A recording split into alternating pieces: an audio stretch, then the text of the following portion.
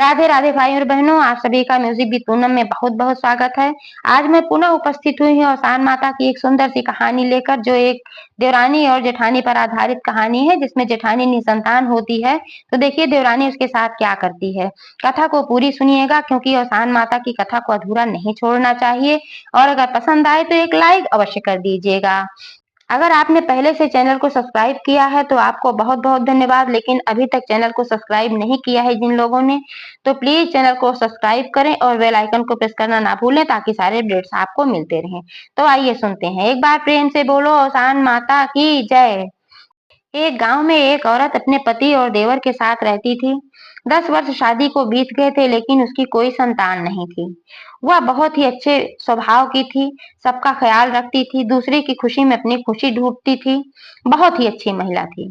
तो धीरे धीरे समय बीतता गया और उसका देवर सयाना हो गया। तो फिर उसके लिए रिश्ते आने लग गए। तो उसने अपने पति से कहा कि जी सुनते हैं, अब देवर जी सयाने हो गए हैं और रिश्ते भी आ गए हैं। कोई अच्छा सा रिश्ता अगर आए, कोई अच्छी सी लड़की हो तो देखकर देवर जी की शादी कर दिया जाए। तो उसके पति ने कहा हाँ ठीक है, मैं भी यही सोच रहा हूँ। तो फिर एक रिश्ता आया जो कि इन लोगों को पसंद आया।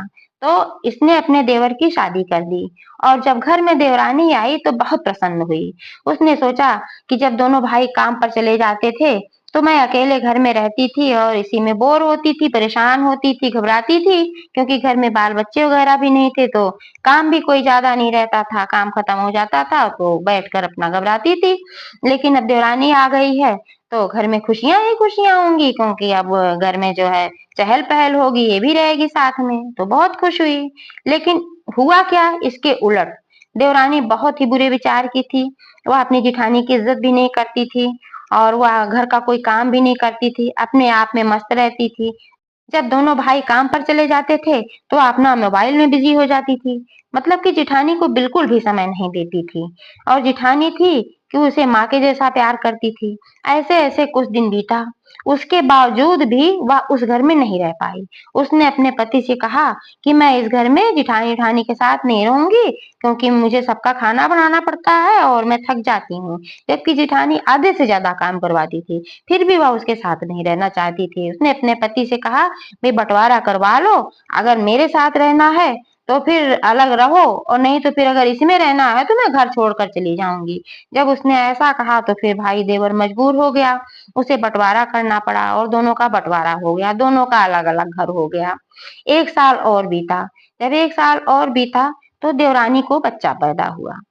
जब बच्चा पैदा हुआ, जेठानी ने यह खबर सुनी तो उसे बहुत खुशी हुई। उसने सोचा चलो मुझे बच्चे नहीं थे, मैं निसंतान थी, तो कम से कम देवरानी को तो बच्चे हुए, इसका बेटा है, कुल का नाम रोशन करेगा। यह सब सोच सोच कर बहुत ही खुश हुई। उसने अपने पति से कहा है जी सुनते हो, ये देवरानी को बच्चा पैदा हुआ है और भी बेटा हुआ है, मुझे तो बहुत खुशी हुई है। मैं सोच रही हूँ कि मैं जाऊं उसको देख के आती हूँ, और जो भी जरूरत हो, उसको मदद की जरूरत हो तो मैं वो भी करके आती हूँ। उसके पति ने कहा देखो, उसका नेचर कैसा है तुम्हें पता है, और उसने तुम्हें बुलाया भी नहीं है। तुम बिना बुलाए अगर उसके घर जाओगी तो वह निश्चित रूप से तुम्हारा अपमान करेगी। तब उसने कहा नहीं जी, तब की बात और थी, तब वह बच्ची थी, लेकिन अब वह एक बच्चे की माँ बन गई है, वो समझदार हो गई है। अब वह मेरा अपमान बिल्कुल भी नहीं करेगी। नहीं बुलाया तो क्या हुआ, मेरा बेटा नहीं है, मैं अपने बेटे को देखने जा रही हूँ, इसलिए आप मुझे ना रोकें। उसके पति ने कहा कि मैं तो तुम्हें रोकूंगा, क्योंकि उसका नेचर मैं जानता हूँ, निश्चित रूप से तुम्हारा अपमान करेगी और तुम्हारा अपमान मुझे अच्छा नहीं लगेगा। तब उसने कहा अच्छा ठीक है, अगर आप कहते हैं तो नहीं जाऊंगी। फिर उसका पति जब काम पर चला गया तब उसने देखा कि ये सारी औरतें गांव की आ रही हैं, उसके घर जा रही हैं देखने। तो फिर उसका मन नहीं माना। उसने सोचा कि बाहर की औरतें आ रही हैं, देखने जा रही हैं, और मेरे घर की बात है, मेरी सगी देवरानी का बेटा है, मेरा बेटा है समझो, फिर मैं ना जाऊं। उसने चुपके से अपने पति को बताए बिना धीरे से निकल गई अपना देखने के लिए। और जैसे ही पायल की आवाज देवरानी ने सुना, उसने अपने जागते हुए बच्चे को सुला दिया चद्दर ओढ़ा के। और जब सुला दिया, फिर जब उसकी जिठानी आई तो उसने देखा तो बुरा सा मुंह बनाई और मुंह फेर लिया। जिठानी तो समझ गई कि मेरा आना इसको बिल्कुल भी अच्छा नहीं लगा। मेरे पति सच कहते थे कि ये मेरा अपमान करेगी और वही कर रही है।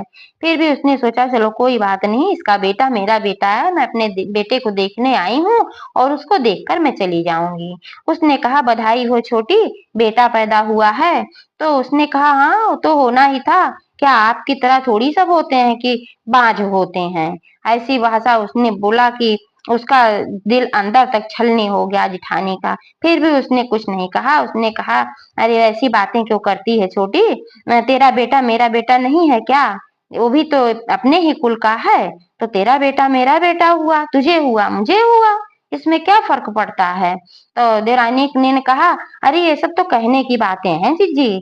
तेरा बेटा मेरा बेटा, अरे मेरा मेरा है। आपका होता तब आपका होता।" तो फिर भी जिठानी ने कहा चल छोड़ कोई बात नहीं, तू बच्चे को दिखा दे, मैं बच्चा देखने के लिए आई हूँ और मुझे बड़ा शौक है उसे देखने को, जरा एक बार खिला तो लूं। तो फिर देवरानी ने कहा आपको कुछ समझ आता है कि नहीं आता है? आप बाजिन हो और बच्चा पैदा हुआ है, आप देखने चली आई, आपकी गोदी में डाल दूं अगर मेरे बच्चे को कुछ हो गया तो? बाजिन को मैं बच्चा दूंगी, आपको समझ आता है? वह एकदम अवाक रह गई और उसने कहा कि अरे छोटी ऐसी अशुभ बातें मत कर, बच्चे को कुछ नहीं होगा। तो फिर भी उसने कहा नहीं नहीं मैं आपको अपना बच्चा नहीं दिखा सकती हूँ और आप यहाँ से जा सकती हैं। तो जिठानी को बहुत दुख हुआ जब उसने अपना बच्चा नहीं दिखाया और वह दुखी मन से अपने घर वापस लौट आई। उस दिन से वह बहुत दुखी रहने लगी। उस दिन उसे एहसास हुआ कि सचमुच उसके संतान नहीं है तो कितना दुःख की बात है। इसके पहले वह सब नहीं सोचती थी। एक दिन की बात है, वह अपने घर के बाहर एक नीम का पेड़ था, उसी के नीचे बैठकर रो रही थी ये सब बातें सोचकर। तब तक एक बूढ़ी माई आई और उन्होंने उससे कहा कि क्या हुआ बेटी क्यों रो रही हो? तब उसने कहा कि आप अपने रास्ते जाइए माँ, क्योंकि आप नहीं कुछ कर सकती हैं। मेरी जो समस्या है उसको तो कोई भी नहीं दूर कर सकता है। तो फिर बूढ़ी माई ने कहा तुम बताओ तो सही, शायद मैं कुछ कर सकूँ। तब उसने बूढ़ी माई से अपनी सारी समस्या बताई और उसने कहा कि इसके पहले तो मुझे संतान ना होने का बहुत दुःख नहीं था, क्योंकि मैं अपने देवर को भी अपने बेटे की तरह मानती थी और मैं सोचती थी कि देवरानी आएगी तो फिर उसका बच्चा जो होगा वो भी तो मेरा ही होगा, मेरे ही कुल का होगा। इसलिए मुझे किसी तरीके की कोई परेशानी नहीं थी। लेकिन जब देवरानी का बच्चा हुआ और उसने ऐसा मुझे कहा, तब से मुझे एहसास हुआ कि मेरी कोई संतान नहीं, इसीलिए मुझे लोग ऐसा कह रहे हैं, इसीलिए मैं रो रही हूँ। तब बूढ़ी माई ने कहा, "बेटी तुम चिंता मत कर, पिछले जन्म का कुछ ऐसा कर्म रहा होगा जिसकी वजह से तुझे यह दंड प्राप्त हुआ था, लेकिन इस जन्म में तूने बहुत ही अच्छे कर्म किए हैं, इसलिए इस जन्म में पुराने जन्मों के जो भी कर्म होंगे वो सब नष्ट हो जाएंगे और तुझे पुत्र रत्न की प्राप्ति होगी या मैं तुझे आशीर्वाद देती हूँ। आज के 9 महीने बाद तुझे पुत्र पैदा होगा, लेकिन तू मुझे भूलना मत और सान माता की पूजा करना, दुर्दुरिया करवाना और मुझे भी मत भूलना।" तब उसने कहा ठीक है माता, अगर ऐसा हो गया तो मैं आसान माता की पूजा अवश्य करूंगी और आपको तो मैं बिल्कुल भी नहीं भूलूंगी। ठीक 9 महीने बाद उसे बेटा पैदा हुआ और वह बूढ़ी माई फिर उसी वेश में आई।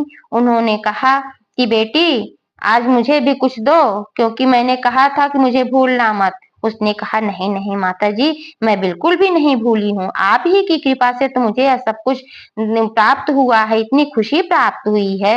इतने वर्षों से मैं बाजिन के नाम से जानी जाती थी और आज मेरी संतान हुई है। आप ही ने तो मुझे आशीर्वाद दिया था, मैं कैसे भूल सकती हूँ? अभी तो क्या, मैं जीवन भर आपको नहीं भूल सकती हूँ और आपसे प्रार्थना है कि आप अपना आशीर्वाद हमेशा मेरे ऊपर बनाए रखें और मेरे बच्चे पर, मेरे पति पर भी बनाए रखें। बूढ़ी माई ने कहा मेरा आशीर्वाद हमेशा तेरे साथ है बेटी। और फिर जैसे ही अगला बृहस्पतिवार आया उसने औसान माता की दुर्दुरिया करवाया। उधर देवरानी का जो बेटा था वह बीमार पड़ गया। जब वह बीमार पड़ गया तो बहुत परेशान हुई, इधर उधर डॉक्टर को दिखाने लगी और सब कुछ करने लगी, फिर भी उसका बेटा ठीक ही नहीं हो रहा था। तब इसकी जिठानी गई, इसने कहा कि अब तो मैं बे औलाद नहीं हूँ, अब तो मैं बाझन नहीं हूँ, अब तो मैं तुम्हारे बेटे को देख सकती हूँ ना, लाओ जरा मैं ही देखती हूँ क्या हुआ है, कैसे बीमार है। तब देवरानी अपने किए पर पछताई और अपनी जिठानी से माफी मांगने लगी और फिर अपना बेटा ले आकर उसकी गोद में डाल दिया। जैसे ही उसकी गोद में आया, माता का आशीर्वाद तो था ही, उसने माता का स्मरण किया जेठानी ने और फिर उसका बेटा ठीक हो गया। इस तरीके से दोनों के परिवार अच्छे से रहने लगे और सब कुछ अच्छा रहने लगा। औसान माता की कृपा से। एक बार प्रेम से बोलो औसान माता की जय।